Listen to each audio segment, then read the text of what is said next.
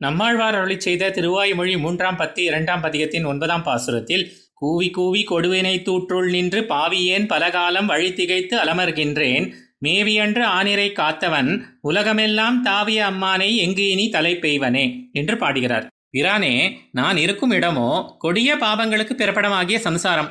அகப்பட்டு விட்டால் கிளம்ப வழியில்லாதபடி புதர் போல தூர்மண்டி கிடக்கிறது.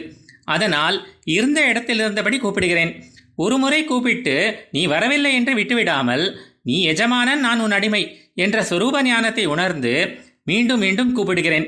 என் அழைப்பை கேட்டு நீ இரக்கம் கொண்டு மேலே உயர்த்த உன் திருக்கரத்தை நீட்டினாலும் அதை பிடிப்பதற்கு இயலாமல் உள்ள இந்த ஆழ்ந்த நிலத்திலே அகப்பட்டு நின்று வால்மீகி ஆசிரமத்தில் சென்று அழைத்தவுடன் சீதையின் துன்பம் நீங்கியது போல் அல்லாமல் மகாபாபியான நான் எல்லையற்ற காலமாக வெளியேற வழி தெரியாமல் மயங்கியபடி இதற்குள்ளேயே உழன்று வருந்தி கிடக்கிறேன்.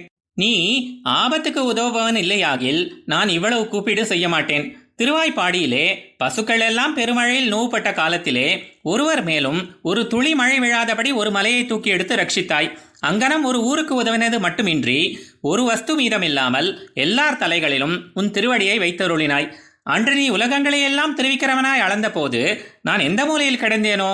இப்பேற்பட்ட என் சுவாமியை இனி நான் எங்கே சென்று எவ்விதம் அடையப் போகிறேன் என்று கூறுகிறார்.